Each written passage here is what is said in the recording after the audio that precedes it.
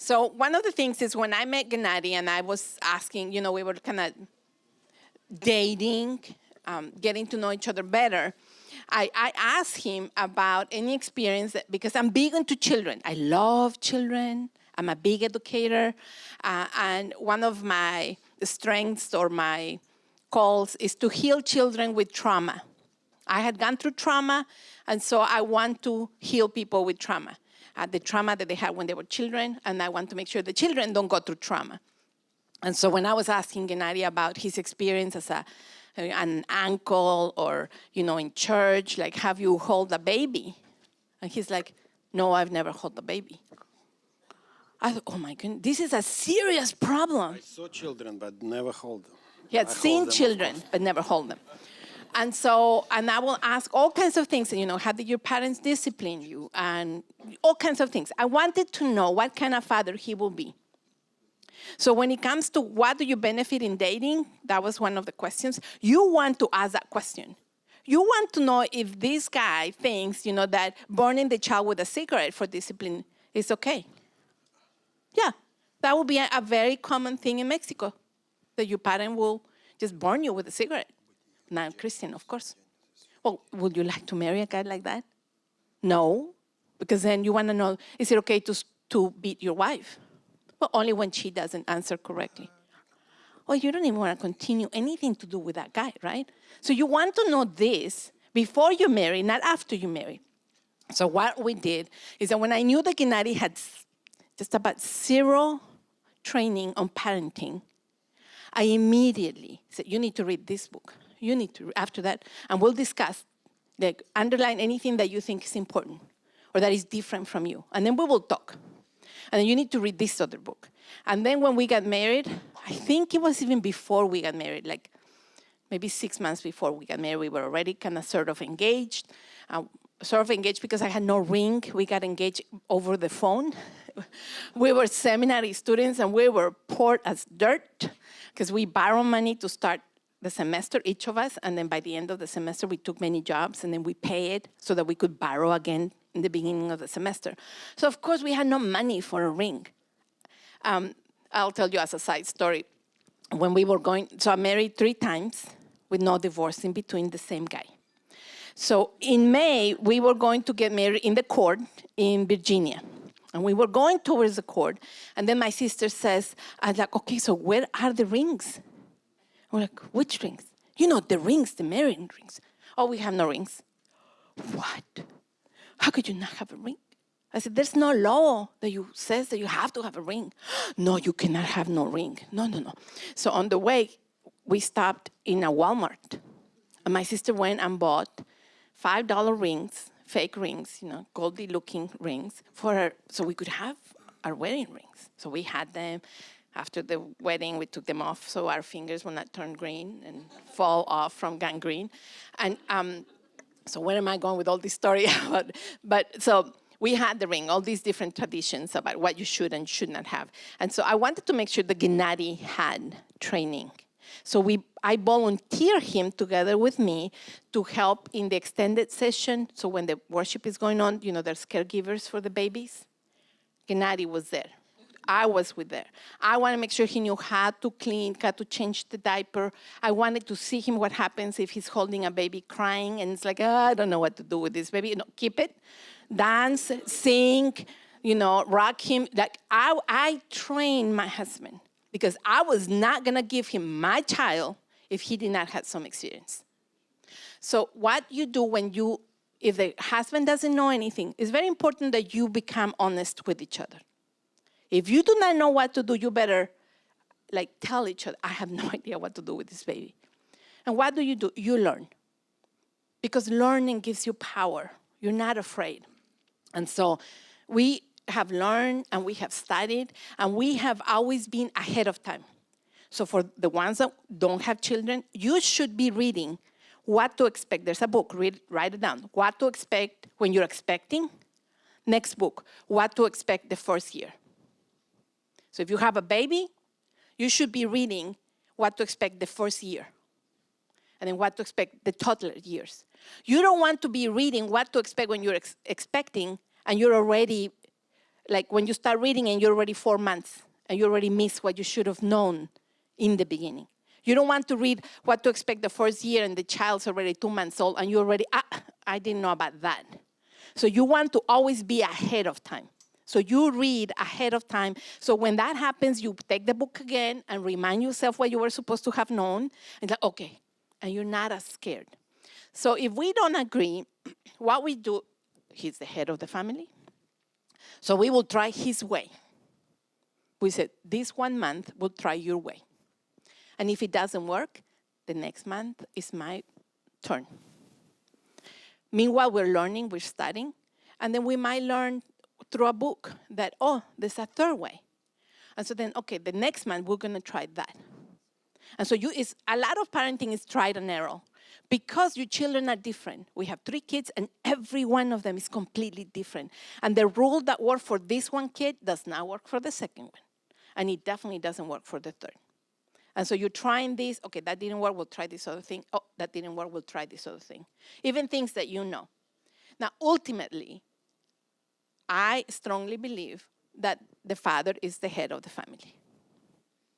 So if you don't agree, trying one, trying the other one, and your husband says, it's my way or the highway, you agree with your husband, and you pray that God will humble him to be able to say, can we try something because this is not working and I don't know what to do? Can we go with someone else that has more experience or has the same problems that we have, with our children? And so the same way that he is the head of the family, there's a good thing for the girls. He will be responsible before God for things that worked and for things that didn't work. So you are off the hook. You let him be the head, okay.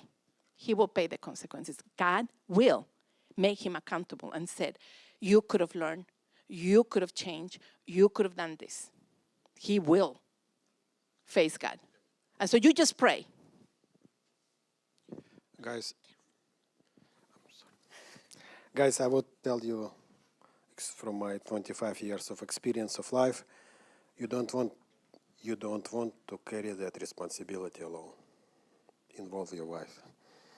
You will understand sooner or later that she has something to say.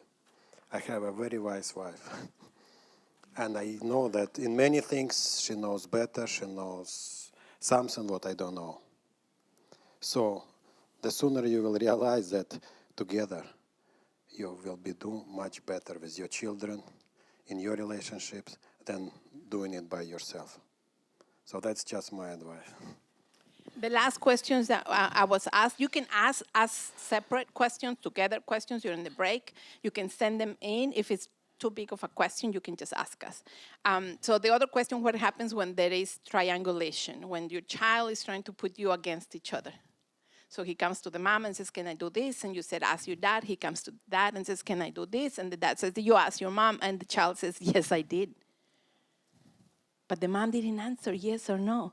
But he kind of happens to forget to say, my mom says to ask you. They just go, yeah, she says just to ask you. And so he will think that I said yes. And then he might agree, and then I'll go, oh, what did you say yes? Well, I thought you said yes. Consequences. We will call the child, and we said, did you just put us a division between us? Did you just try to manipulate us and do triangulation? My kids know that word, triangulation. And then I said, you will not do that ever again. It will be an automatic no to whatever is the next question that you're asking us. Sleepover, party, whatever. The answer is no.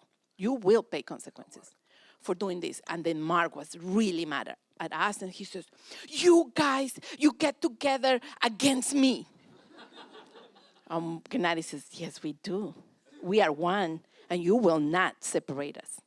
Don't ever try to do that again. It will be times when you felt he tried to do it, you called him, and you said, this was not acceptable. The Bible says we are one, and you do not come and try to divide us. That is wrong. He will never forget. He will know when he grows up that he will be one in a team with his wife, and he will not allow his children to try to do triangulation with them, right? Yeah, question. We have a question. I have an answer. What if things aren't going so well between husband and wifey? Talk to us afterwards. It is very hard to do parenting when you guys are not one. So it's very important. The number simple one thing that we will say, go to counseling. Get a referee between you two. It's one of the best things you can do. If you do not have money, there are Christian counselors. You can go to psychology.com to find a counselor in the area. You can put your zip code. You can look for a Christian counseling. If you go to counselors within the church, do not go to counseling in your church. You cannot go to counseling with your church. Why? Because the pastor knows you, knows your babushka, dedushka, the aunt, and then he will come and say, you know what, your daughter? Maybe he's professional enough and keep it in confidentiality, maybe. But he won't forget what you say. And so you want to know, go with someone that does not know you. Doesn't know your husband, doesn't know you, doesn't know your parents. It has to be a completely neutral person that does not have a bias. Like, I know she's so good, the parents are so good. This one, oh, the parents are not Christians. Probably he's the one at fault. No, you want a counselor that doesn't know anything about you. So when you come in, he's neutral, he's the referee. He will help you find a neutral ground and help you find out if you have baggage within your own family that you need to work with. And believe me, we all have baggage. Our parents were not perfect, and we are not perfect. So we have baggage. And so they can work separate with you, and then as a family, to try to reconcile with each other.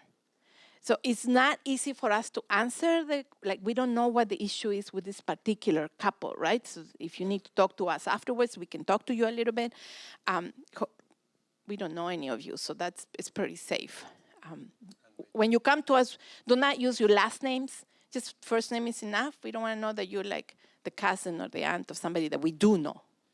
And so, yeah, counseling is the best thing you can do, as of right now. Second question, what is your role when children, teens get involved in peer pressure or negative peer influence? I will talk about it a little bit more in my behavior modification. Any other one? Am I supposed to be speaking now?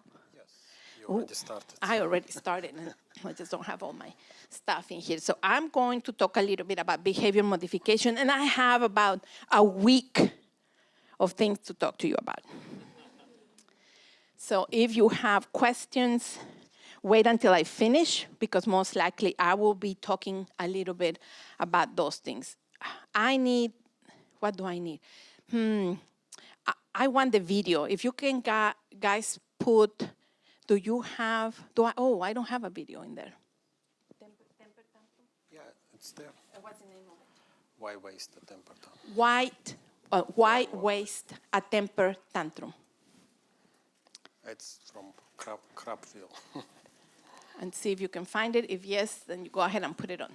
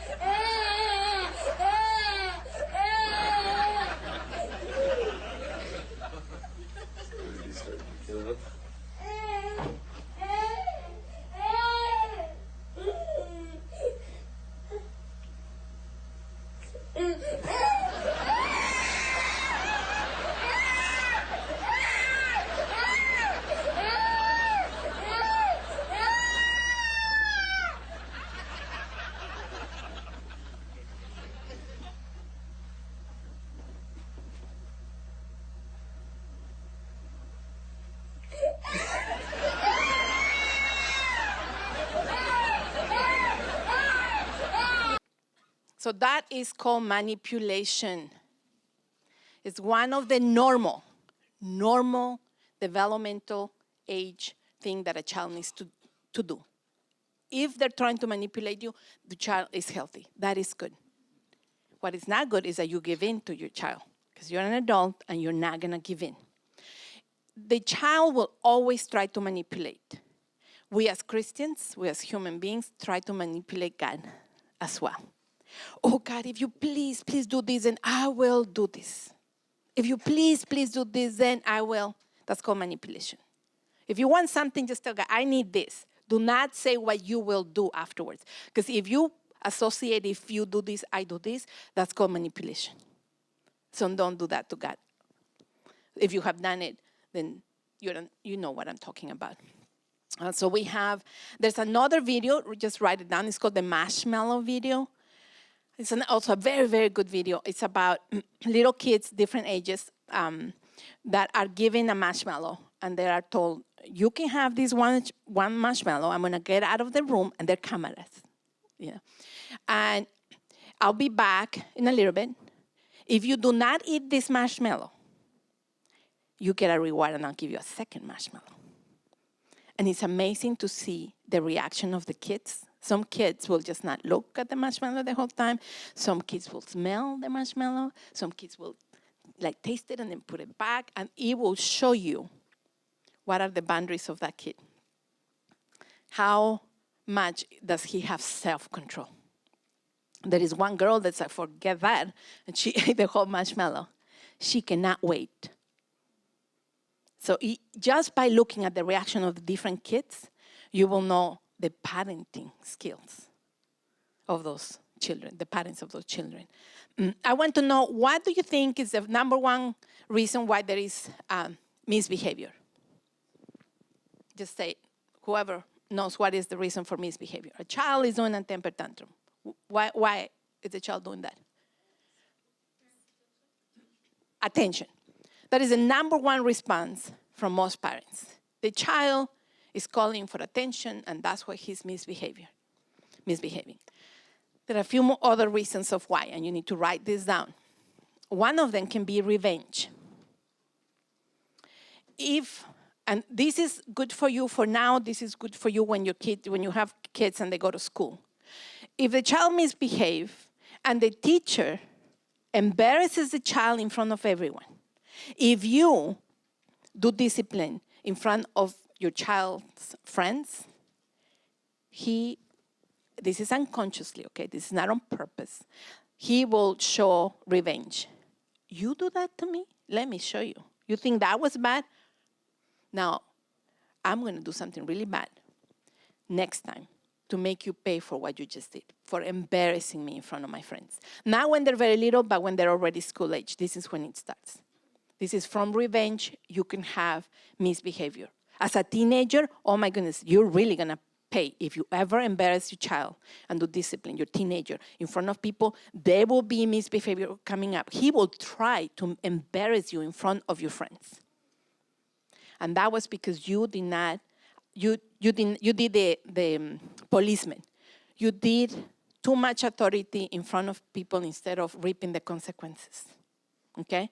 So that is one of the reasons. The other one is for power. The other reason for misbehavior is power. If you're too controlling, if you are too authoritative, then the child needs some power, and if you do not give it to him, he will take it. And the only way he can take it is through misbehavior. Okay? The last option is inadequacy. It means that you're asking too much of your child for their developmental age. So for example, if you ask your child to mop the floor, and you come back later, and the child left some spots in the middle, so it's not really clean. And he definitely forgot to mop right behind over here the pot. But in his eyes, he did mop. And it's all wet. He couldn't squeeze the mop completely dry. And if you punish the child for that, then the misbehavior that comes after that is your fault. You are asking too much for the child. So make sure that what you're asking of the child is to the level of the developmental stages. If you do not know what they can do, you can just Google it and put developmental stages of children. And then it will tell you what a child can do. From this age to this age, the child can do this. They can handle these things. Now remember, you should become the expert on your child. You should know if your child is able to do more than what the book says or less than what the book says. If the child doesn't have good coordination, well, it doesn't matter what the book says. If you know that your child doesn't have it, then you're not going to be asking too much of that particular child on that area. Ask more on other areas or areas that the child can do. You getting it, yes? You need to go like this, or you need to go, I'm not getting it. And then I can explain a little bit more. Now, there are certain things you need to do before you correct. You need to write it down as well. One of the things that you need to check is that my correction, is this to the right developmental stage of the child? What's going to help you is that chart that Gennady showed you. From what age to what age are you a policeman? From what age to what age are you going to be a coach? If you're trying to spank a teenager, I can promise you, you're not doing the right correction. Because you just skipped and you continue to be a policeman, right? You don't time out a teenager. Let him pay the consequences of what he did. You only time out the little ones, right? So the first thing is like, okay, I'm really mad, and I'm going to punish you, and I'm going to think, okay, what is the appropriate thing that I need to do to you? The second thing is, I'm going to know, I'm going to filter this. One thing is the policeman, right? When you're a policeman, the number one role is the authority. I put the rules and you obey. That's what authority does, right? These are the rules. You either obey the rules or you break the rules. When you move to be a trainer, you need to move away from that. You need to your goal is to have influence with your kids. When you have a good relationship with your kids, and I'll talk a little bit more about voice. If your child has a voice and you hear the child's voice, then you will be able to influence your child. Authority only works when you're present, right? So if the speed limit is 60 and I see the police behind me or in front of me, or the how do you call those devices that tell you that there's a police up there, then the radar, then for sure you're going to go 60. That's authority. No police, you have been there many times and you know there's no police here. You can do 65, 70, 75. That will give you a good picture of what authority does. It only works when the person of authority is present, right? So the child will misbehave and his mommy is coming. No candy, throw it away. Influence, on the other hand, works when the person of authority is not present. So I can have in my house candy in the living room, in the kitchen. We have a little taburetki in the kitchen, those little ugalochki that you lift and they have in their storage. There is one of them that has about 5 kilos of candy. I love candy. And I never have to be afraid that my kids will go in and take candy without my permission. Not once. Because I have influence on my kids. And they learn this at a very early age. Elementary school, first, second grade, my kids were not stealing candy from me. That's called influence. I move away from being the authority, from being the police, into being the trainer. You see? So what we're telling you, this is things that we have put in practice and we have seen that it works. And not only in our lives, but when we teach other parents, they have tried it and they come to us and say, oh, it works. I tried this one and it did work. Then they have faith that this other skill can also work. Other skills can work. And so that's very important. So I'm going to know if this is at the right developmental stage, if this is going to be authoritative, short response, or this is influence, long-term response. And the last one is, I want to know if this is going to help the self-control of the child. This will help you a lot. If the child does something and I just spank, that's just authoritative, that's just policing, and the child might not, okay, so I learned not to do this in front of my parents. My goal is for the child to learn what they should do, why they should not do it, and what are the consequences. So if it's just punishing and punishing and punishing, that is not going to help the child have self-control.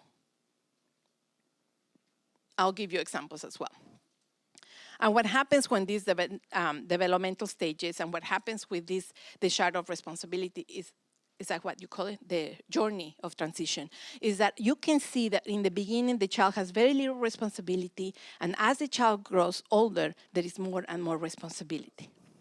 And may I have that slide? It's called Growth of Responsibility.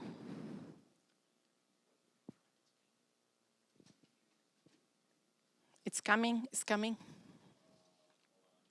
Okay, while I hold on, you're gonna write this down. You're gonna Google something called 50 things you can say to encourage your child. Just Google that, write it down. 50 things you can say to encourage your child. You can also Google 64 positive things to say to your kids. There is actually one in Russian that says 102 ways to encourage your child, encouraging words. And so you can see in this chart that in the beginning, the strongest responsibility is the parent. Yes.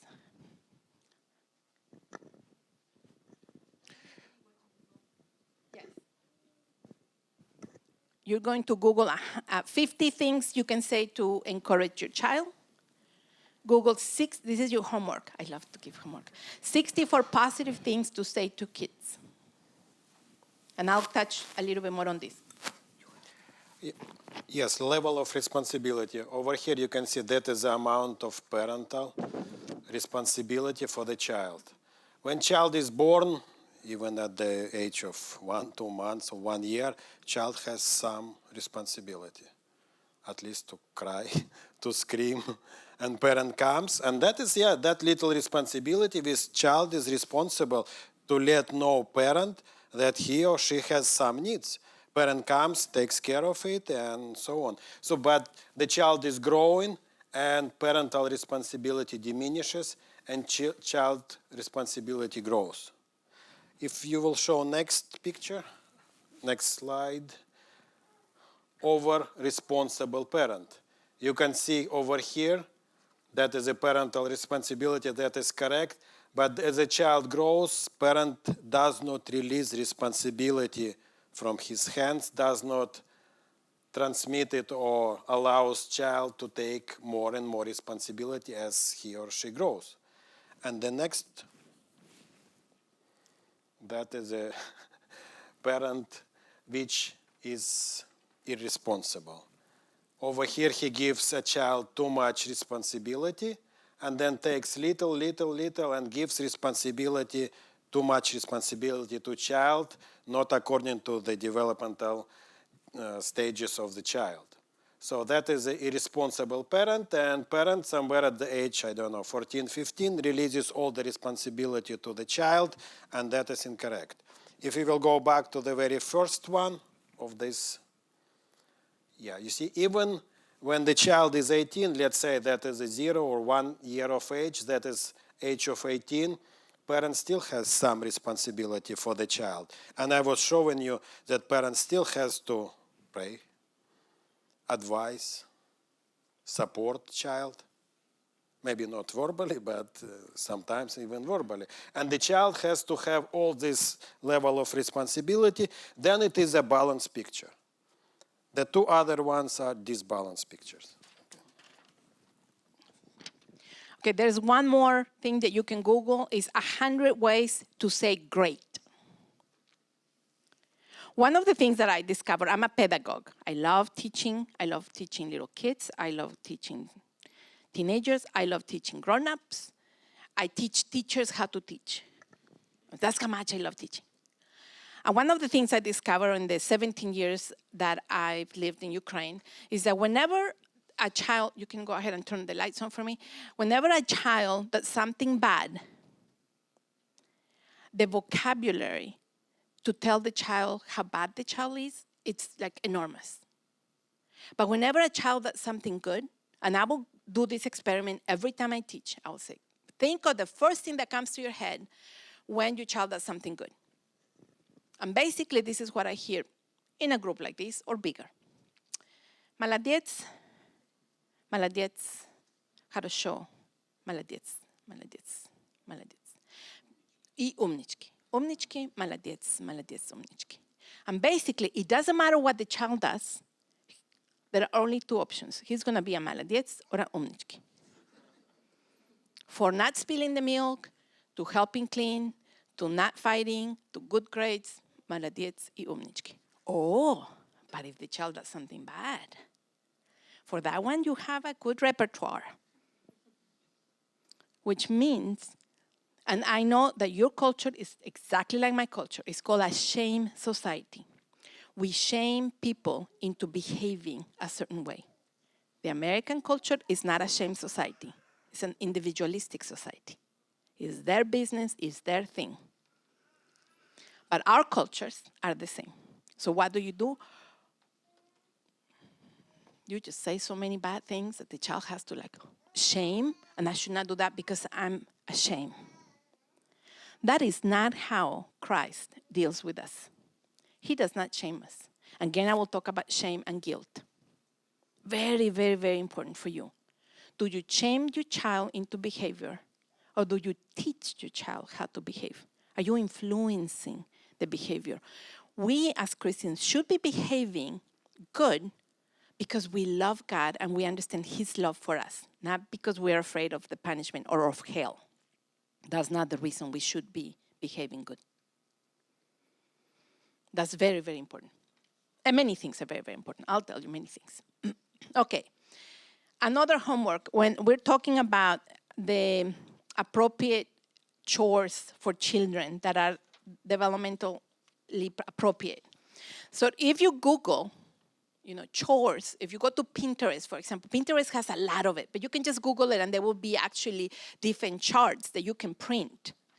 And I can put my name, I think in Pinterest, I'm Mina Podgajska. You can find me, and if you find Mina Podgajska, I have boards. And in the boards, you'll see one that says parenting. And in the parenting, you're going to find those charts. I already did the homework for you. Just go to the parenting chart board that I have, and they will be there. And so your children should have, on a regular basis, chores. Now, I was looking at one of the charts that I have in there, and for the 2- and 3-year-olds, for example, they say they should be making their bed. It doesn't say they should be making their bed perfectly. They should just be making their bed. If the child did any effort to make the bed, you're going to count it as done. The child made their bed. They should be picking up the toys and their books. They should put their clothes, the dirty clothes, in the hamper. They should help to wipe the spills. When they spill the milk, you clean it. That's a consequence of your behavior. No punishment ever for spilling. Never, never, never. You don't do that. That would be inadequacy.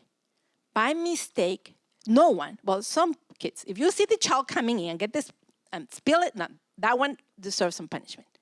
But if he bump into the glass and spill, even if it is every single day, the child will not be punished, will not be shamed. You will not say anything negative. What you will say, oh, it happens, it's nothing, it's just milk, it's just water. Because your relationship with the child is more important than a glass of milk. You want to stay connected with the child. So you're not going to make a big deal for little things. That does not count. He will just have to clean it up. And that's it. And you're not going to make a big deal. You're going to, oh, the milk spill. You do not name the bad behavior and the child name. You don't say, Mark, again you spill the milk. Because he will associate that I always spill the milk. You will say, the milk got spilled. We already know who did it, right? We already know. Oh, I guess you just have to help clean it up. And you move on, and you never look at the child when you are to associate with the punishment. Your look to the child should be acceptance, should be forgiveness. unless you're asking, what do you think you deserve for what just happened? That's the only time you ask, without judgment. And I think you guys know about the looks with judgment. Because Slavic people, like Mexicans, we know, we're experts on the look. So the kids will know when you're looking with judgment. Oh my goodness, I have so much to tell you and I have so little time. Okay, so there are all kinds of developmental stages. So it says like dust. One of the fun things to do is put your 2 and 3 year old, put them a sock, the ones that don't have a pair, and he's going to wipe. He's going to help you dust with a sock, and he's going to look at the dirt, and he will know, yeah. Because if you just say dust, a 2 year old is like, dust what? There's nothing to dust. But if you give them a white sock, and you go like this, and you show them, and then you show them the sock, then he will understand, oh, that's why you wipe. I didn't know why you're supposed to wipe. That's why you wipe. Now, when I look at these different chores, I understood that my kids can do more than that. So whatever it says for the 4 and 5 year olds, actually my kids could be doing a 2 and 3 year old. So my kids were cleaning windows and 2 and 3 year olds. Windows that they could reach. They clean them with water. I empty the Windex container and I put water on it. You don't want to give them a chemical. They're going to spread it to each other. So you just give them water, and then you're going to pick up a day of the week when we do chores, whatever the day it is. In our house, it has to be Wednesday or Thursday, because Thursday night we have Bible study. We have Bible, remember we have Bible study, and I make a big deal. This is very important. Bible study is very important. Bible study. It's an important thing. So we have to clean for the Bible study. You can choose to clean on a Wednesday. You can choose to clean on Thursday, but make sure you have enough time to clean if you choose on Thursday, because Bible study is going to start at 7. So everything has to be cleaned by 7. So that's the day we clean. Wednesday night after school or Thursday after school. And they have a choice when to clean. That's fine. There will be punishment. There will be consequences if things are not clean when we have Bible study. My voice tells them everything. They know. You see? I'm using my voice, but not my eyes. I don't want to scare them with my eyes. That's going to be like a miracle for you ladies to try to do, and dads, to try to not use your eyes as a means of putting the child down, as a means to scaring. You want your child to always be able to look at you. So in our teenagers, I don't care what they do, they look at us and they said, I did this. And we know that it wasn't appropriate what they did, but they can look at us in the eye because we are friends, because we accept them, and they're welcome to whatever they say, exactly like Christ. You don't have to, we do it out of a contrite heart. You know, we put our face down, our heart down, but he doesn't shame you. He's always welcoming you. That is huge. Jesus is always willing to hear you, right? He is always ready to hear your sins. Well, this is how you should always be ready to hear your kids, with no judgment. Consequences for their behavior and their choices, yes. Authoritative policemen when they're very little, but not with the older age. All right, so I'm going to start telling you different things on how you can move bad behavior, behavior modification. I'll give you a list. And once in a while, I'll give you an example.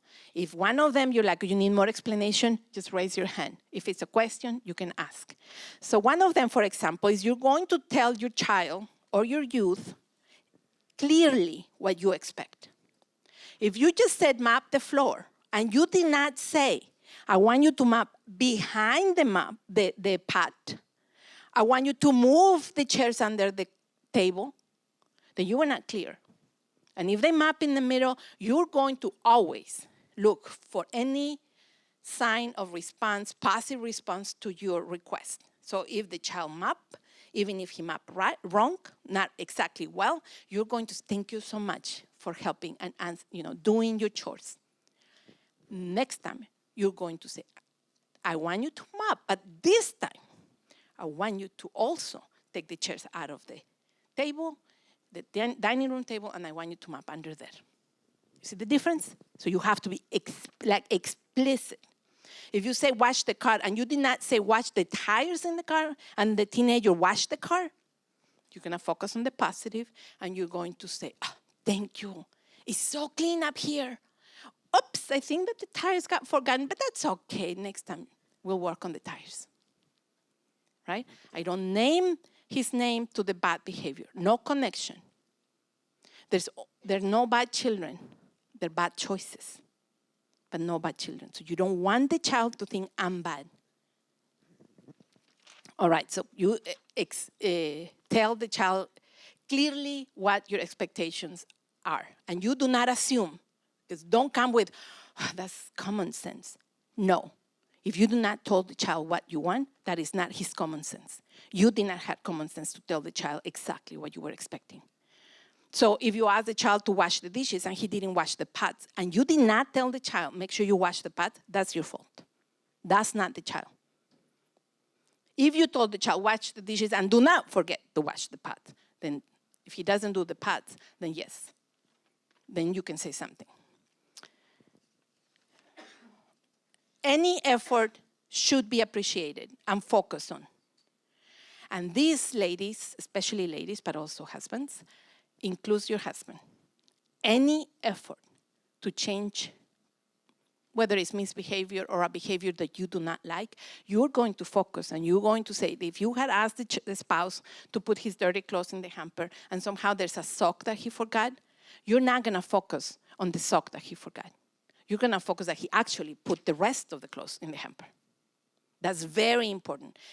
Every sign of compliance should be praised. You want to show positive expectation. That's another one. So you're not going to say, you never do this. You always spill the milk. So you're going to say, you always help me. You're such a good helper. I need you to do this. So you're going to switch it into positive, always positive. So you focus on the positive and not on the negative. If he does something negative, I'm not saying you that you overlook it, okay? So don't go there. You're going to try to stay simple.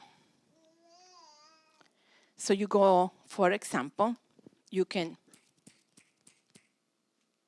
there's misbehavior, the child is talking, and you can just, they know what you mean without the I, just, my kids know. To this, if there is something and I go like this, they'll turn around, right?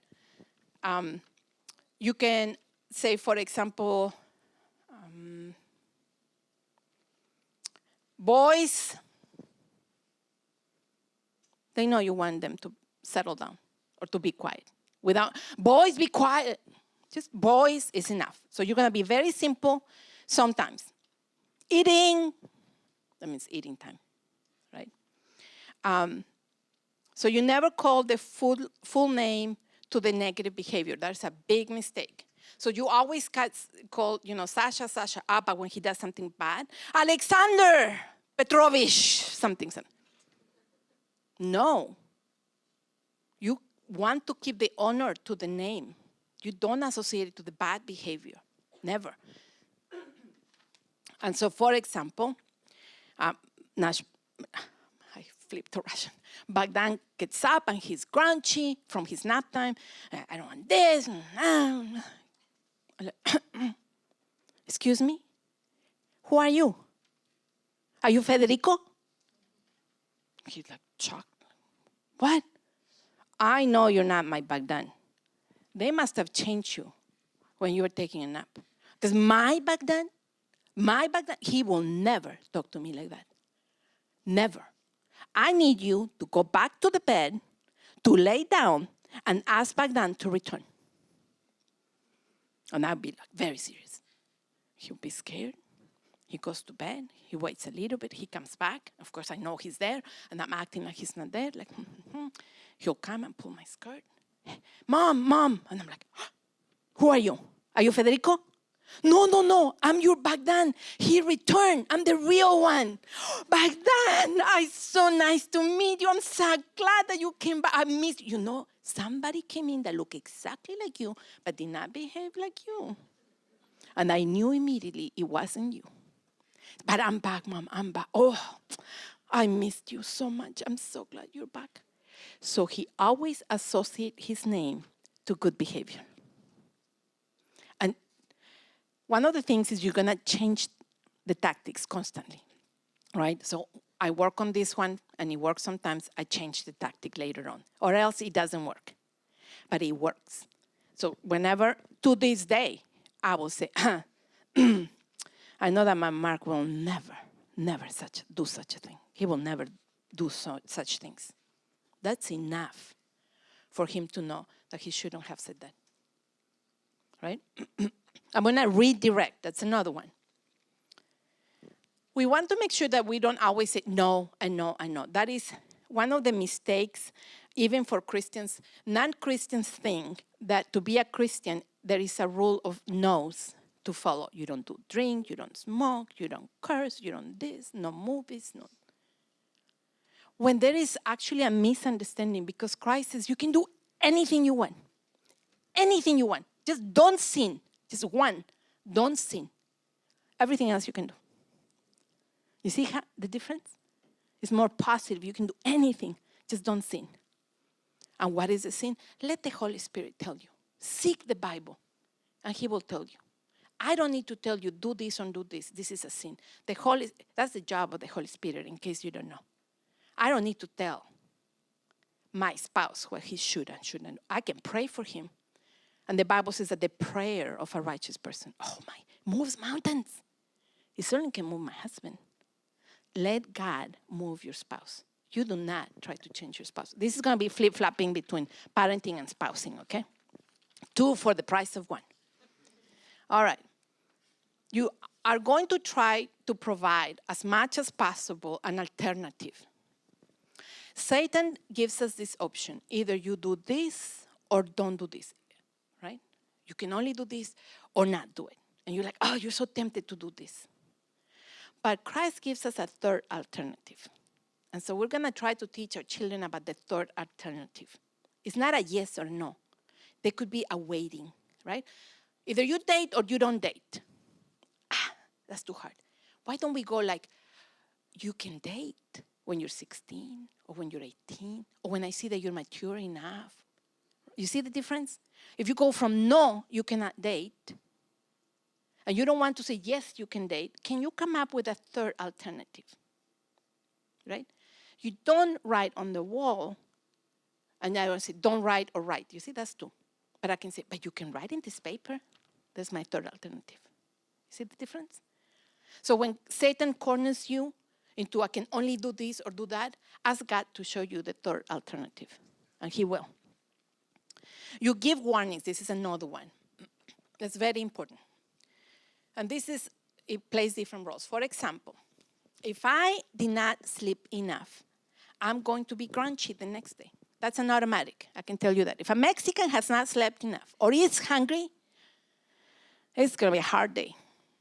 So what I do is I tell my kids, they're in the breakfast, and I go, last night, I only slept 2 hours. Only 2 hours. There will be no questions to mommy. Nobody's going to say I don't want this, because they know that mom slept only 2 hours last night. So if you are grouchy, you're not in the mood, tell your spouse so he doesn't think he's guilty. It's you, not your spouse. Make sure you tell your kids. What is very important is that you're teaching your kids to be emotionally intelligent.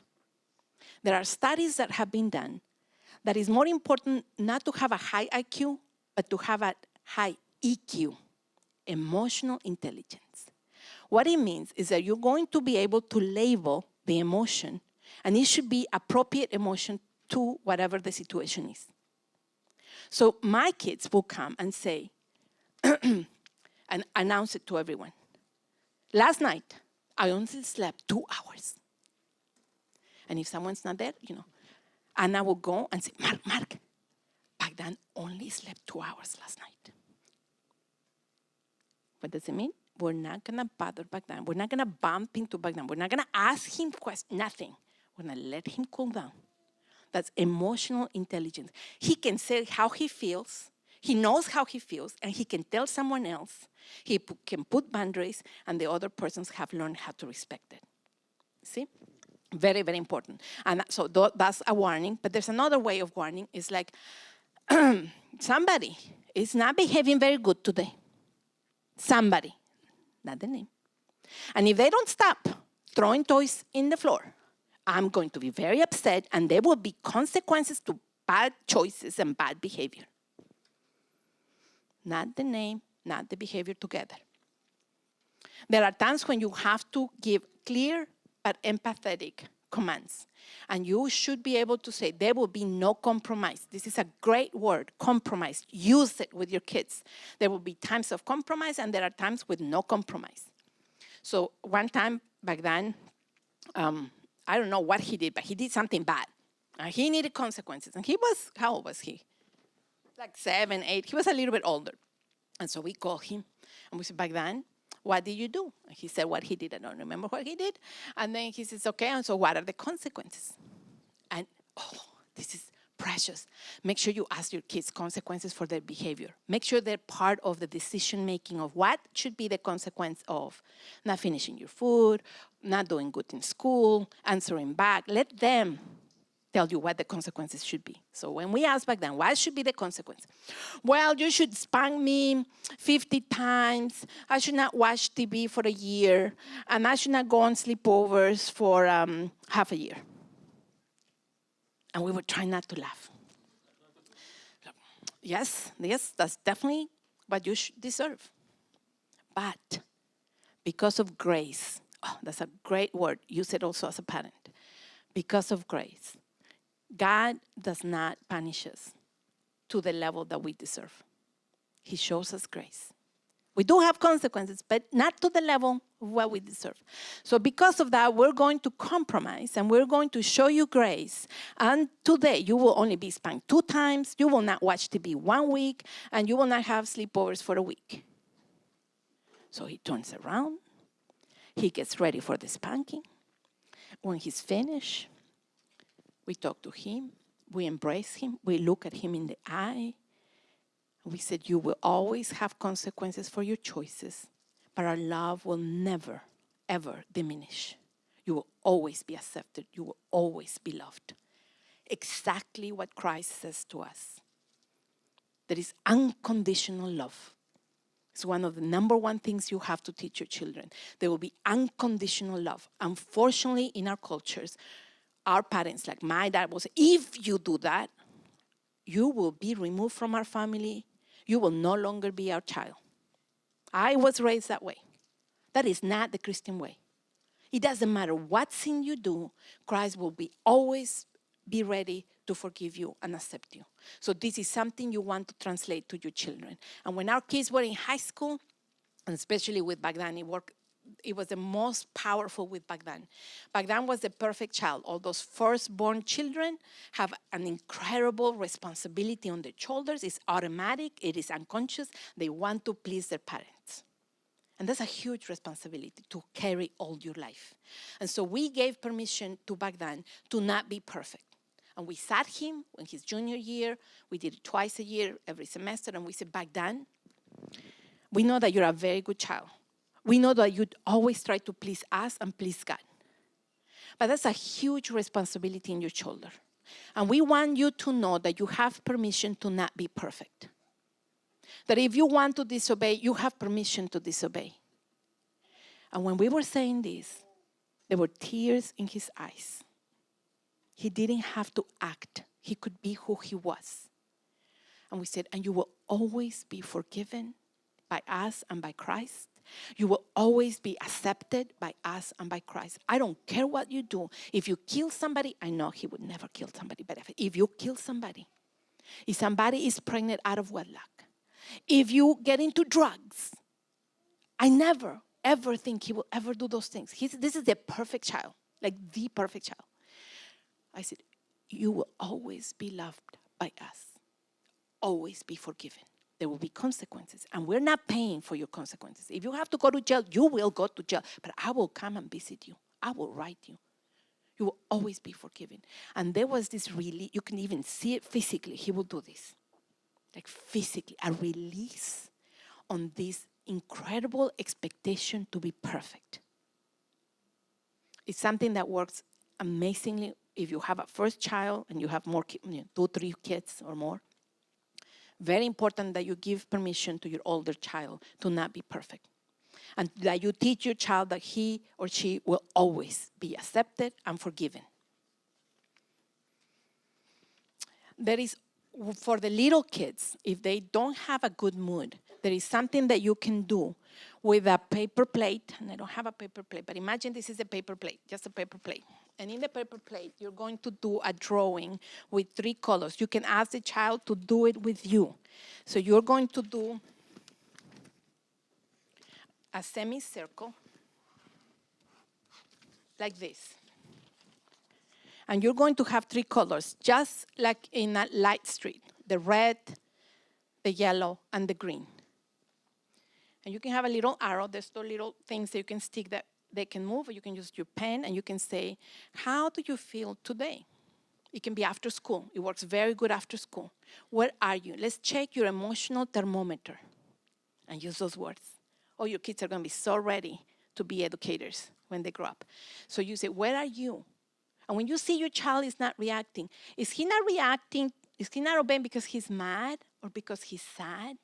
Or he doesn't know how he feels, but he's not happy? If you already know that your child is in the red zone, he's really mad because of what happened in school, then you need to tiptoe around your child. You don't want to buzz him constantly, right? So then you ask, let's go to the emotional thermometer. And you can use this with your spouse. I definitely use it with my spouse. He definitely knows when I did not sleep enough. And he tiptoes around me. It helps a lot of conflict.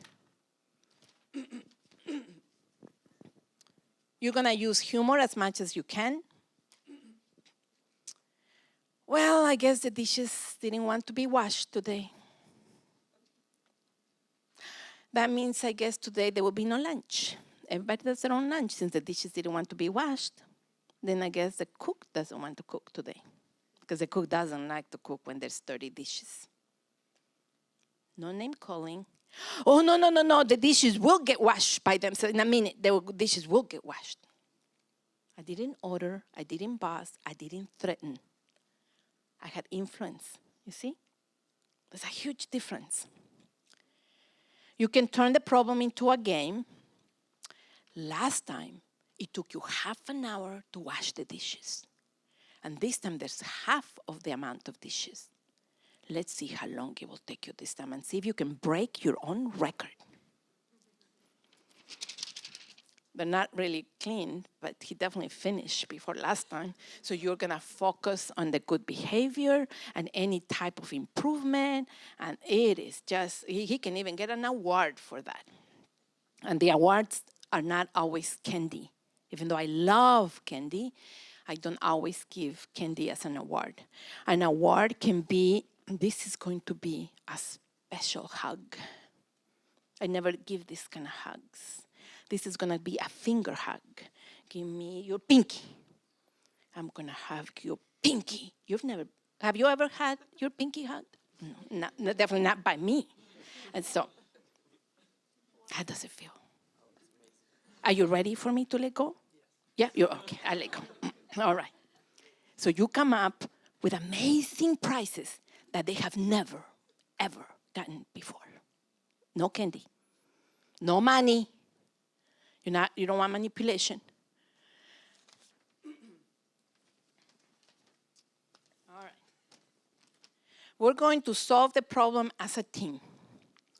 So when I was studying my PhD, I had to take classes, and they had an extension program in Kiev. And it was right during Christmas, the Ukrainian Christmas, the 7th of January. And we have friends that came from America and some local missionaries that were there. And I wanted to get together for Christmas and help them celebrate Ukrainian Christmas. But I couldn't cook if I'm in classes. So I needed help. And we have a team. And Gennady was working. And so the only ones that were going to be home were my 3 kids. And my kids were, Bagdan was in 7th grade, Mark in 6th, and Ana Maria was in 4th. And so I needed their help. I said, guys, I want to invite, this is like 2 weeks before, I want to invite my classmates and my professor to a Christmas party and to have dinner, of course. But I can't do it. Oh, we can do it. We can help you, Mom. We can help you. So they divided the chores so that the whole house will be clean. My kids have had chores, and they love the chores, and it only belongs to them. And unless they agree, you cannot do the chores. Mark does laundry, and you better not do laundry. And he catches you doing laundry, because that is his role. So if I ever wanted to do laundry, I had to do it when he was in school, that he wouldn't see me. Because he would be very offended if you take his laundry away from him. That's how important their chores were. So they were their chores, and you don't take their chores from them. Can you imagine a teenager getting upset because you did the laundry and it was their chore? It can be done if you make it a big deal since they're little, and that is their chore, and you don't take it because this is their chore. All right. So we had to do a team, and they said, I will do this, I will do this, I will do this, and somebody had to pick up my chores, because I was not going to be there, and Gennady's chores. So they pick up between the 3 of them the chores, and then we had to do a menu. What are they going to eat?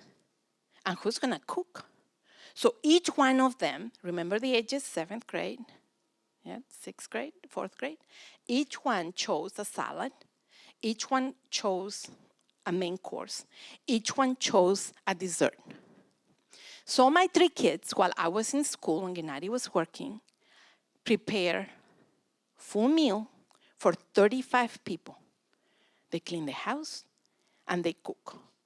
And right before, like a little bit before they came, Ana Maria had baked a cake, and when they took it out and they flipped it, it was a little bit burned. And I have forgotten to say, if it gets a little bit burned, just cut off that part. They didn't know that. I did not tell them. They baked another cake again.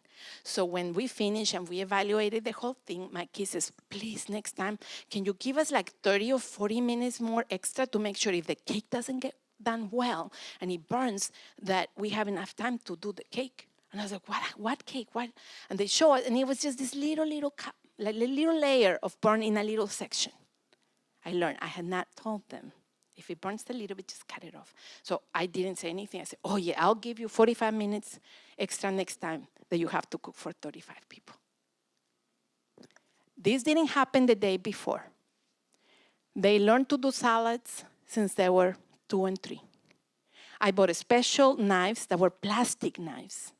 And each one had their own, and they were in different sizes. So Ana Maria had the little one, Mark the middle, and then Bagdan had the big one. These were their knives, and no one ever uses their knives without permission. And all of them help prep. And I make sure that I had a salad that Anna could do when she was 3 or 4. Simple salad, but she could do it herself. So by the time they're in 6th grade, they can do a full meal, each one of them. I just wanted to tell another part of that story. That was the time when we started implementing during our family time, watching some shows, do different things, not just Bible reading and prayer, which is important and it has its own place. We started watching Amazing Chef. Did somebody? And it was not just, okay, let's watch 5 episodes and go to sleep. No, we were watching 1 episode. Okay, let's discuss. What have you seen, kids? Or this one, what would you like to do? So we were applying lessons from that Amazing Chef, how they were doing mistakes, things in their own life. So after watching several episodes, maybe 1 season or something like that, that was the time when this thing happened. So we were telling them, remember how they did it? Oh, yeah, we can do it. Would you like to try to do it? So you see, we were connecting what they seen to their practical life, which will help them for the rest of their lives. So that is also connection. It's not just, okay, we watch or not watch, good or bad, but we're applying into their lives. The other thing that we did, especially when they're in middle school, they wanted to watch shows that we really didn't like. We just the name of it, we were like, oh, that's not a good show. So what we did is we compromised. Remember, one of the key words that you're going to be using, compromise. I promise you, if you say no and you prohibit it in your home, they will find a way to look at the show. So the best thing is a compromise. We're not going to watch it every day. You are not allowed to watch it every day, but let's watch it once a week. For me, that's a fair compromise. I'd rather them not watch it 6 days a week and only one in my presence. And there will be times when the kids will say, no, we'd rather not watch it, because they knew that whatever was going to come out was not going to be good. So they themselves said, no, never mind, let's watch something else. There were times when we watched it. I didn't criticize anything, but at the end of the show, I make sure I took notes, and then we evaluated and said, tell me anything good. Tell me anything bad. Tell me we have a phrase in Spanish called la moraleja. What is the moral of the story? So after each show, to this day, my kids will say, la moraleja es, the moral of the story is, don't cheat on your husband. Don't start flirting with another girl. Whatever the show was, the goal was for them to look with a critical mind and see, what can I learn from this show? You can always learn something from any movie, from any show other than porno. But whatever you see in TV, you can always learn something good and something bad. Always. All right, yes. What about with video games? Video games, oh, big time. So there's flexibility and there's compromise, right? I'll tell you a story, 2 stories. So one story is of a kid who parents are missionaries and they're very conservative, very conservative. No TV on the house in Kiev, okay? And they can only watch TV 1 hour per week. And only what the parents had already gone, there's some kind of Christian filtering thing, and you can put, is this movie okay for Christians? And they'll tell you, they're mean, or they say bad words, or whatever. And so depending on the rating, it's a yes, we can see it, or not, we cannot see it. And so these kids were majorly restricted in many things, including candy. No candy in the house whatsoever, because they get fat. And only healthy eating, Can you imagine when the kids came to our home and I have candy everywhere? And when especially the girl left my house, you can go to any of the 2 toilets and there were wraps of candy, like incredible amounts. I will be in the kitchen sort of cooking and I will pick, and every time she will go for water or something, she will grab like a bunch of cookies and put them in the pants and then eat them somewhere there, because she never learned her own self-control. All the control was the parents. Remember, you want to teach self-control. So, introduction, how do you teach self-control when it comes to candy or cookies? So you always try to say yes. That's another one. As a parent, your role is to say as many times yes as possible. So for example, I told my kids, you are allowed to have 1 candy per day after you eat your meal. It could be after breakfast, it could be after lunch, and it could be after dinner. There's only one rule. It cannot be done after 7 p.m. That's it. Because at 8 o'clock, if you give them candy, you're giving them energy. And then 8:30 or 9 o'clock, when you want them to go to sleep, it is literally impossible for the child to go to sleep when he or she is full of energy. So you are doing the misbehavior, what it is inadequate misbehavior. It's because you're asking the child something that the child cannot do. So 7 p.m. is the last time they can have candy. And of course, our kids will ask for candy at 8 or 9 or 10, whenever. And I will always say, yes, of course you can have candy. Can you tell me what time it is? And I will mark the clock when they couldn't tell the time, a little asterisk, and when the thing was after that, they couldn't ask for candy. And so they're like, always after that little dot. I'm so sorry. But you can have the candy. So let me get the candy. I will write down, Mark and Anna, Gena, this candy is Baghdad's. I'm writing down his name. And we are going to put it right here in top of the fridge. And this is Baghdad's candy, and no one can take it. This is for him for tomorrow. And we'll leave it there. And of course, I never reminded them that there were 20 candies up there from whenever they asked for it. But they felt, oh, I have candy. They didn't taste it, but they had candy. Because I'm trying to say yes as much as possible. So going back to the story. So the girl will eat all the time because she was always restricted, so there was more temptation. Remember, if it's allowable, it's not tempting. My kids are not tempted for candy because they're allowed to have candy, and we have all kinds of candy, but there are boundaries. So this girl could not have candies, and the guy, the brothers, and her as well, couldn't use the computer but once a week. Of course, no gaming. That's absolutely bad. So this kid, so the older brother, when he graduated, went to college. He's very, very strict family, right? He goes to college. He's super smart, and I don't know what he's studying, some mathematician kind of thing. And he doesn't tell the parents that he enrolled in the military. And this child was so smart, and because he knew, Russian and Ukrainian, they wanted him to be in the intelligence part of thing, the spy kind of thing, but intelligence kind of thing. And he, with high pay raise. And the boy said, I only want a gun and shoot at people. That's all he wanted to do. There is an innate need for men to conquer, to feel like men. And some of them have the need to be macho. And there's a great book, write it down. It is by John Eldridge. The first one is called Wild at Heart. Write it down. Males need to read it, females need to read it. You need to know what is the basic need of men, because you're going to help him meet those needs. One of them is to conquer the beauty. So you're going to try to make him conquer you, even if you're married, right? And so this child, the only thing he wanted to do is shoot. Give me a gun. I just want to shoot.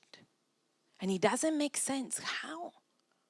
So the mom is sharing this. They have a middle, so the oldest son is older than back then, and then they have a middle son that goes to school with our son. And so when she shares the story with me, sometimes I say things without thinking, sometimes. And I say this comment without thinking. I said, well, what do you expect? You never let him play games, video games. And then as soon as I said it, I thought, I should not have said that. But I should have.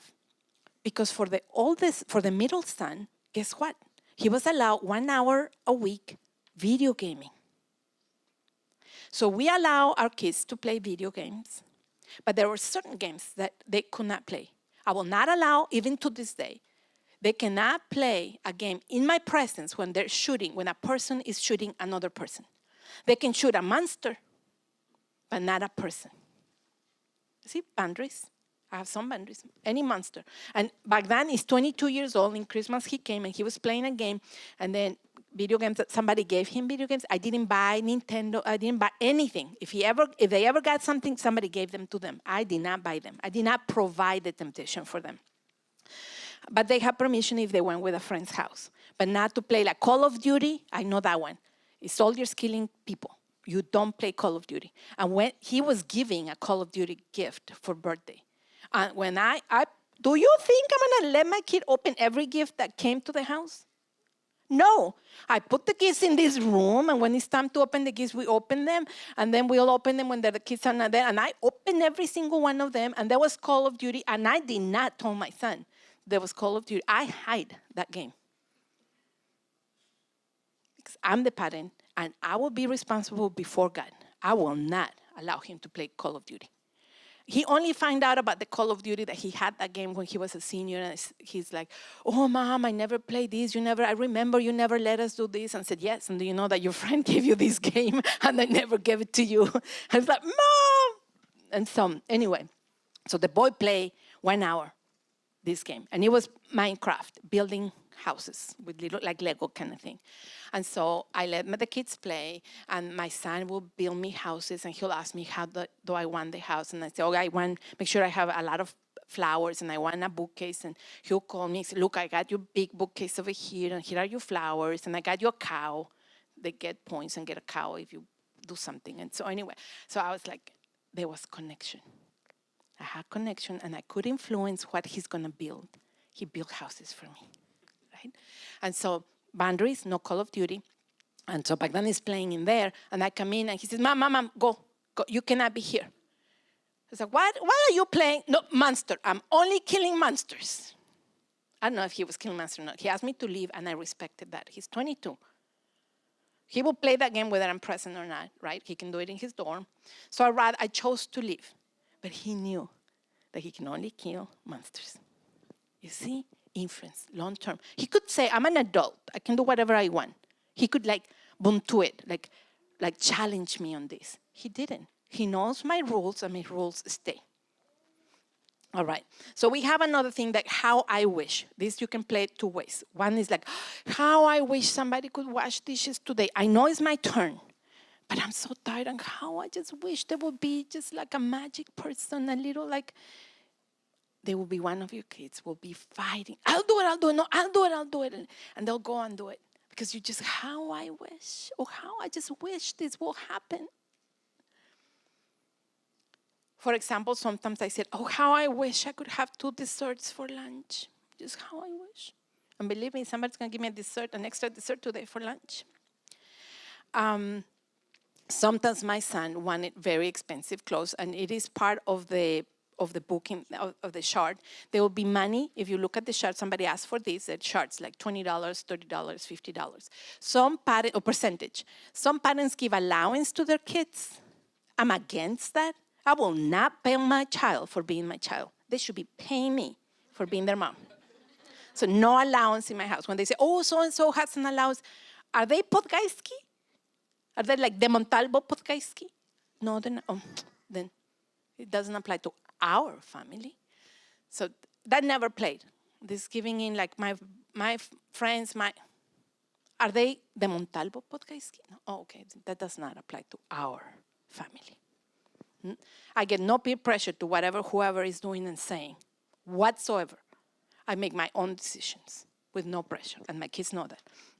So Mark, our middle son, he knows. So it's a side story. My kids said, Mom, you need to write all these things that you know. You just have so much knowledge about parenting. And so Mark, our middle son, says, you need to write a book, and you need to write it before I have children. So, okay, Mark, I promise you. As soon as I finish my PhD, I'm in the process of finishing my PhD and defending it. I defend the proposal, so I'm considered a ABD, everything bad dissertation. And so, Mark Bagdan says, when my mom writes this book, the chapter on me is going to be like this. And the chapter on you, Mark, is going to be like 3 volumes. And then our daughter says, I'm not even going to be in the book. So anyway. So how I wish. This son likes expensive taste. I know where he got it from, but definitely not from me. And so he didn't just want tennis shoes. He wanted Nike tennis shoes. So what do? I don't give allowances, but if they work extra from their chores, when the kids want money, we have to provide money for them. So what we do is they have their normal chores, and I have a list of about 30 things in the fridge. And when the kids want money, I say, you can choose any of these things, wash the windows. Like, it will be different things, like do yard work, just not your normal everyday chores for every week. Wash the car, babysit. We do, my kids do babysitting, and they don't know. When we do premarital counseling, we always offer the couple, and we said, you will have your first 3 or 4 babysittings for free. They bring the kids to our home, and we pay our kids, but our kids think that the couple is paying. It's our gift to the couple, but it's a way for the kids to earn money. So then they have ways to earn money, plus people give them money for, their birthday or whatever. So when the kids, and you can look at the chart, when they want something, they have to pay 20% of whatever they want. Not of everything. But on the shirt, I can buy them a normal shirt, I don't know, $10. But they want a $20. Then we compromise. And we're teaching them long-term responsibility. So we say, you pay 20%, and we will match the rest. To this day, our kids will do that. I need a computer, and I only have this much, so I need this much. And so Gennady will say, we will lend you this much money, interest-free, and we will give you this much money. So we still compromise. We still give them. We're not going to solve all their problems. We still want them to be responsible. Remember, they have to grow in responsibility. I don't want to have to buy computers when they're 40 years old. They have to learn that earlier. And the less money they have, the less temptation on doing things they're not supposed to be doing. There is one very important word that I use. It's the word vent, like ventilation, vent. It's so funny. So I had surgery in my left shoulder, and I can't raise my hand to say vent. I should be saying, the vent. I can only go like vent. So this is very important. Husbands, you need to learn this word. Women, spouses, you need to learn this word. You're going to use it with your spouse, but you're also going to allow your kids to vent. When you have too many emotions, when things are not fair, the child, if you say you're going to wash dishes and they're like, no, this is not fair. See, today I'm flipping into Russian for some reason. Today we have more dishes than yesterday. Yesterday we only had 3 plates and 4, cups, but today we had guests and now we have 10 plates. And he keeps going and on and complaining because it's not fair. And you're going to allow your child to vent. I know, Mark. It's so sad. I know. It's just so unfair. Life is just so unfair. We teach our kids early age. My dad told me, I don't know when I learned it, but life is going to be unfair. So you just get used to it. So we're like, I know it's so hard. I know it's unfair. Yeah. You still have to wash the dishes, though. So when your wife has too many emotions, you come and you tell your spouse, I'm going to vent. And what it means, ready, husbands? You are not going to correct your spouse. You're not going to offer a solution to the problem. Your only job is to do this. And the wife is just venting. Make sure you say it, wife, okay? I'm venting.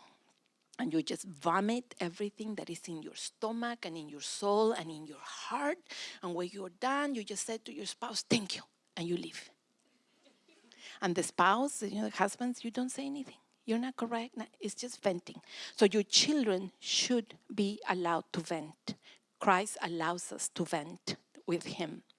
You're going to be flexible. So if the sleeping hour is 8 o'clock and your child wants to stay up later, and you're going to compromise and you're going to say, today, there is grace. You can sleep at 8:05. No big deal. But for the child knows that you have heard the child. You have empowered the child. He has power over you. He can compromise. Right? And so it's not a big deal, but it's a big win for the child. And it's a big win to that relationship that you have with the child. The more times that you say yes, the more their emotional bank is going to be full. So when you take from that emotional bank because there is punishment, because they did something bad, their emotional bank is still full and he still has a good self-esteem. But if you take, and if you take, and if you take, the low self is going to be so low, especially when they're teenagers. Dads, if you have girls, be very careful. If you take too much from their emotional bank, there will be people in the street, there will be guys on the street that will be putting in the emotional bank. And the one who puts has the right to take. And sometimes they don't take from the emotional bank. Sometimes they take from the physical bank. So you have to be very careful that it is you, the one who's feeding the emotional bank of your children. Very important. And do you know the equation of how many positive for one negative? Any of you have ever heard this? How many positive do you need to give for one negative that you take from the emotional bank? 5, 10, 7, 8. It's 8. If you're a Mexican, you need 10.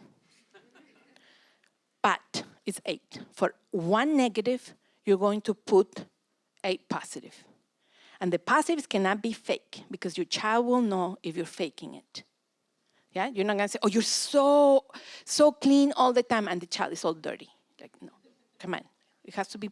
So you're going to have to come creative with things that will be positive for the child. If a child is constantly, like our middle son, who is constantly challenging authority, because he's very like logical and he wants to know why. So when the teacher says you need to do this, and his first reaction is why? The teacher says, oh, that's like buntuit. He is trying to challenge my authority. No, he just wants to know. That for him is a waste of time. He will learn nothing. Why does he have to spend time drawing a peacock that means absolutely nothing to him? And you will learn nothing from that. So he wants that if you're going to give him a homework, it has to be something that is challenging and it will be beneficial for him. So when he asks why, he's not being misbehaving, right? But the teachers do not know this. So you have to be careful, and you're putting a lot of positive emotional in the emotional bank of the child. And you're going to try to tell to the child, you have the option to do this or that. We're trying to provide the third alternative. It's not just do this or don't do this. You can do the dishes, or you can do mapping if you ask Anna if she's willing to change chores. Right? I'm giving them already the other possibility. There is a doctor, write down this, Dr. Purvis, P-U-R-V as in victory, I-S, Dr. Purvis in YouTube. I don't have time to teach you all I have learned from this lady. She passed away a few years ago of cancer. It is one of the wisest women I have ever heard on parenting. Her specialization is healing trauma, the trauma of children, or children from hard places. This is from children from war or children from the orphanage, and so this is my specialization, but you will learn a lot to make sure you don't create trauma with your children. But also she has a lot of skills, like when there is manipulation, when there is lying. Just go to the videos and just she will teach you how to deal with some of these topics. Also, if you ever think about adopting or fostering, you need to listen to some of her videos. They're very, very good.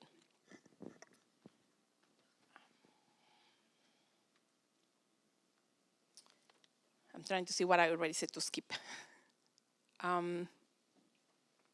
Children are going to want and need to explore the truth and the boundaries.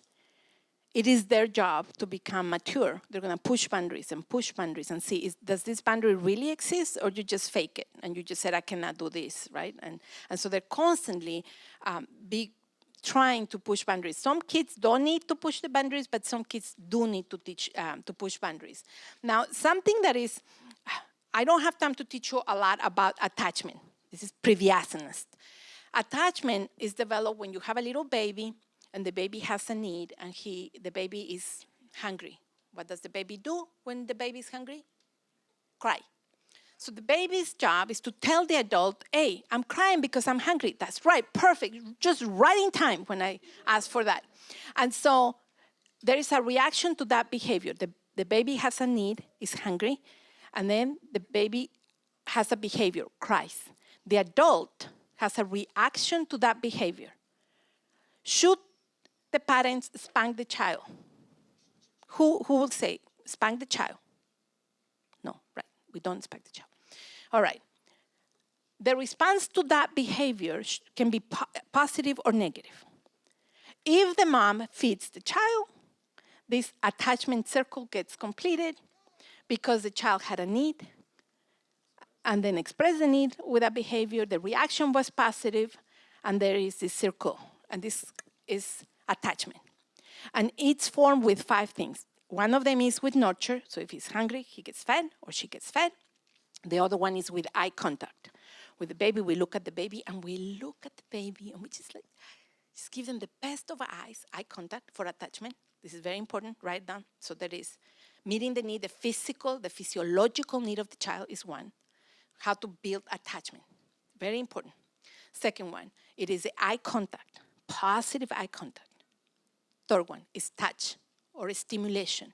We rub the baby. We just massage the baby.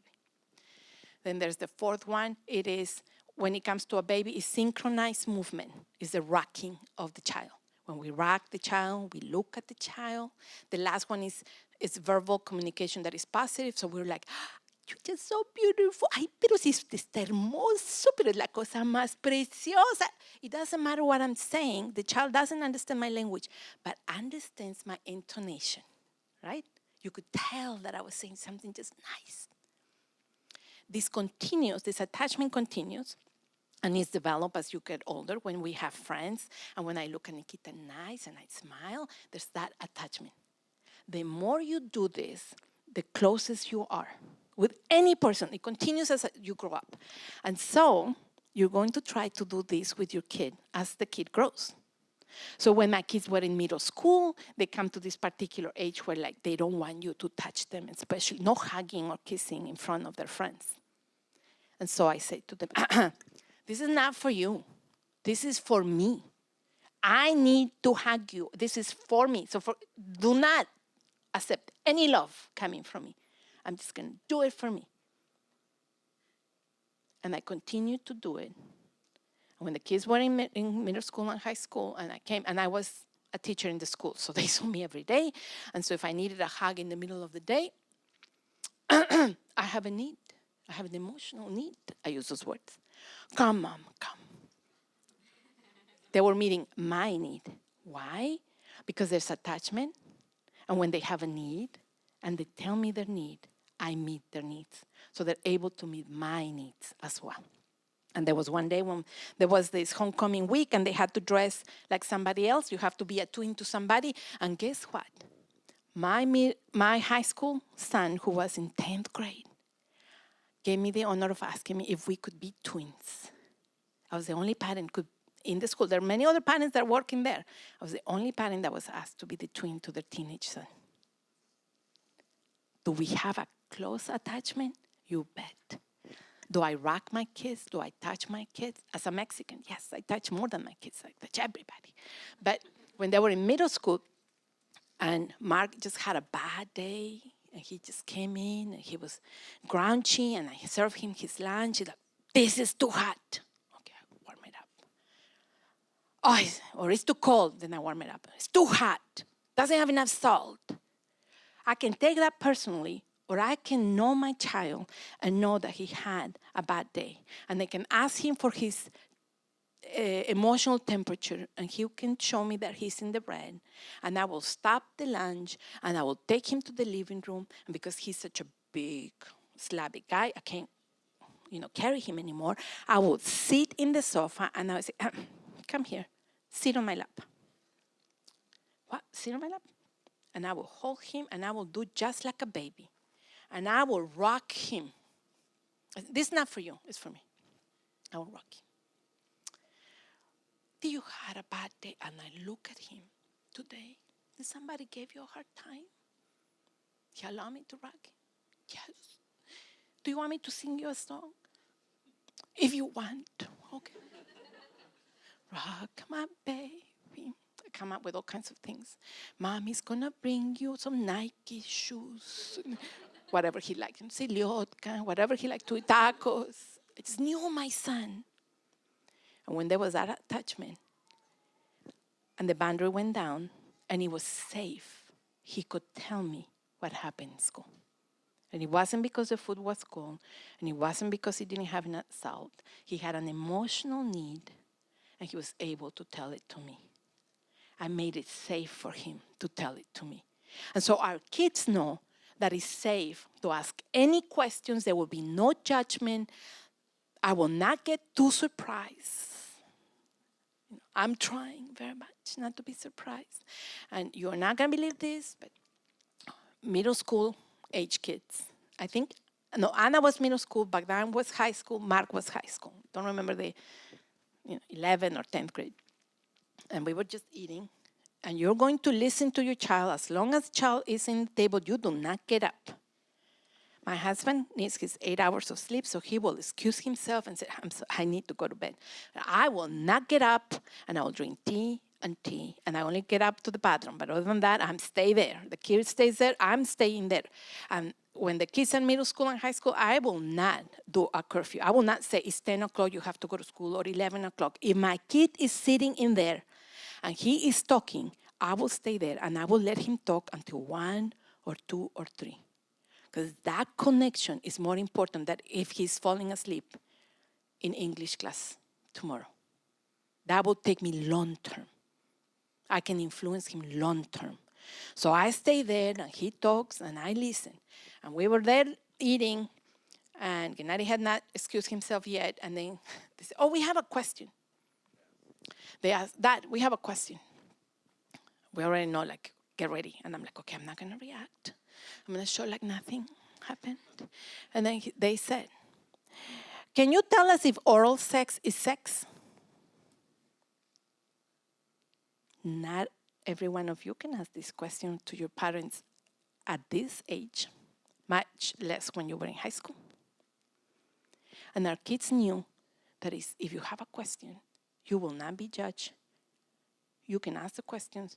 I rather I answer the question, or Gennady answers the questions, or they go to the internet or to a friend and they tell them if it's sex or not. Because they might get the wrong answer.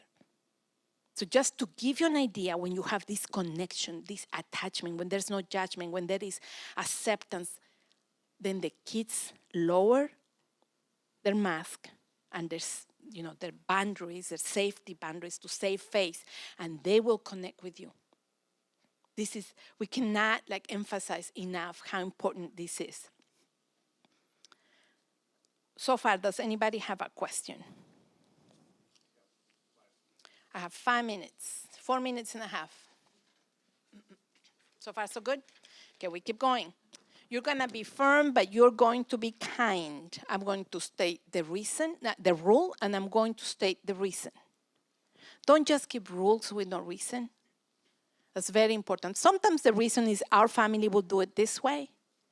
Sometimes it's, we go to sleep at 9 because then you're gonna be grumpy tomorrow and I'm going to pay for it, not you. Right? Or you're going to be grumpy, and then you're going to get in trouble in school, and then you pay for it. So I'm trying to help you.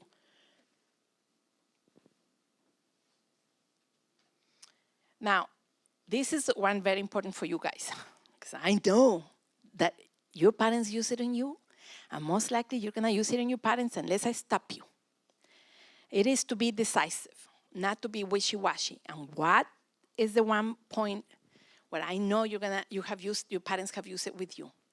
If your parents, any of you raise your hand. If your parents have used the word no latna with you, no latna.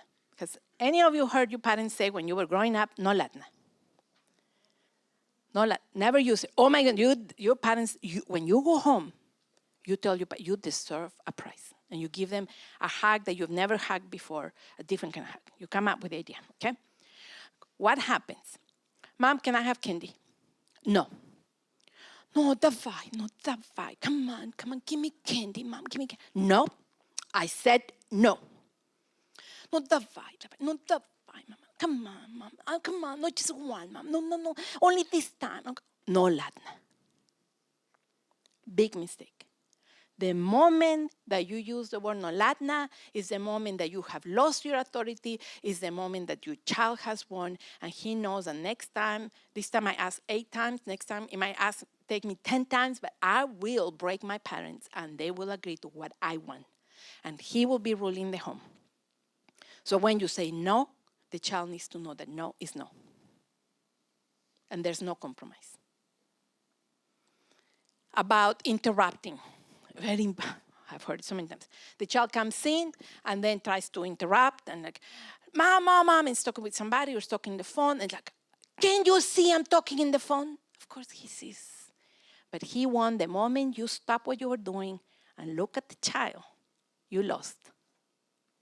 So what you do is you tell your child that when you're in the phone or when you're talking with somebody, if the child needs to talk to you, the child will come in and put their hand in your arm. That's it. They will not say Mom, they will not say your name, nothing. The only exception, if there is blood and it's more than 1 liter of blood. It has to be 1 liter, and if they don't know what 1 liter, you go and you put it, and look, this is 1 liter of blood. If it's not that much, that's not an emergency. A little cut is not, a little boo-boo is not an emergency. So they come, they put their hand, and what you do is you put your hand in top of their hand. When you put your hand on top of the hand, it sends a signal, I know you're here, and I know you need to speak with me. I will not do eye contact, especially no eye contact. Even if you finish talking, you come up with something else and you continue to talk so that the child learns to wait. And you just put your hand in there and you don't do anything. And the child just waits, cannot talk. And you talk, and then you say to the person you're talking with, give me 1 second. My child wants to speak with me. Like, give me a second, I'll get back with you. And then you look at the child and say, what do you need? It's the only time you give eye contact, once you're ready to talk to the child. And once the child has waited, and then you look at it, yes, you have permission. No, you don't have permission. Just wait. In 10 minutes, I'll get back with you, whatever. Then you go back to your conversation. The child is not allowed to interrupt. You do not do any kind of comment. You don't say, shh, mm-mm. You can go like this. And that means, shh. So when I go in the house, that's it. I don't have to look at the child. He looks at my finger, and he is reminded that he is not allowed to talk when I'm talking. That's enough. Okay? We are going to stop because somebody is hungry, and it's not you, it's me. All right, guys. So right now we're going to have lunch downstairs. So come on over there. And then at 12:45, we'll come back up. Before we go, a couple things I wanted to mention. One, guys, if you still have questions, text that phone number. If you don't know what the phone number is, please let me know. And we'll go over those questions and answers later. And then also, for that journey of transition that we got earlier, if any of you guys wanted that in a PDF format or you guys wanted it digitally, please talk to me. I'll send it over to you afterward, okay? You're not allowed to sell it. It's copyrighted. She knows what you were thinking, Pete. So before we go and have some lunch, if I can ask one of you guys to pray, and then we'll head on over. I know you have not regularly heard prayers for food in Spanish, so I'm going to give you the gift and the honor of getting used to it. What will happen when you go to heaven? We will all be speaking Spanish. Te damos gracias, Señor, por este día. Te bendecimos. Qué honor el estar aquí con mis amigos eslávicos. Te pedimos, Señor, que tú bendigas los alimentos, que nos ayudes, Señor, para que te podamos servir mejor. Bendícenos, Señor, y te damos toda la gloria y toda la honra. En nombre de Cristo Jesús te lo pedimos. Amén. All right, guys. See you all downstairs. 12:45, come back up, and let's get started again. If you need to take a nap, go ahead, take a nap.